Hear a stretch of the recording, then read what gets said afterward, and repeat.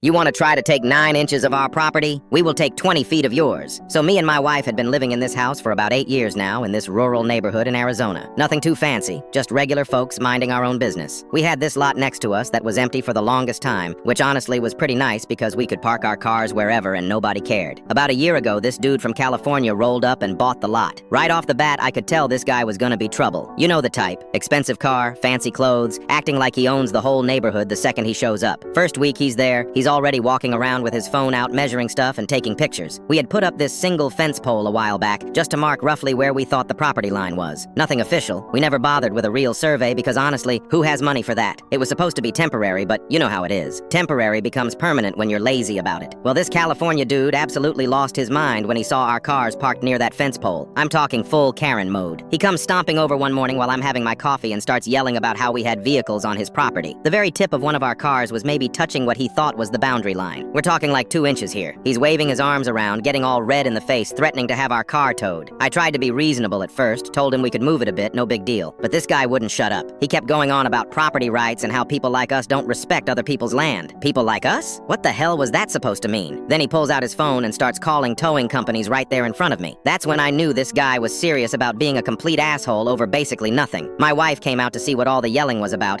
and this dude starts lecturing her too about respecting boundaries. So I figured fine, if this guy wants to be technical about property lines, let's get technical. We called up a surveyor and paid for a real land survey. Cost us like $800, but at this point it was worth it just to shut this guy up. The surveyor came out about 2 weeks later with all his fancy equipment. He's out there for hours measuring and marking and double-checking everything. California guy is watching from his window the whole time, probably thinking he's about to prove how right he was. When the surveyor finished up and showed us the results, I had to read it 3 times because I couldn't believe it. The actual property line wasn't where we thought it was at all. It was a good 20 feet into what California guy thought was his property. 20 feet. Our cars weren't on his land. His whole driveway was on our land. I walked over to his house with the survey papers in my hand, trying not to grin too much. He opens the door all smug, probably expecting an apology. Instead, I handed him the official survey and watched his face go from smug to confused to absolutely pale. Turns out homeboy had been parking his Tesla, building part of his fence, and even planted some expensive landscaping on what was actually our property. The look on his face was priceless. He kept staring at the papers like they were gonna change if he looked hard enough. He tried to argue with me about it, saying the surveyor must have made a mistake, that this couldn't be right, but the numbers don't lie. He had been such a jerk about a few inches that he never bothered to check if he actually owned what he thought he owned.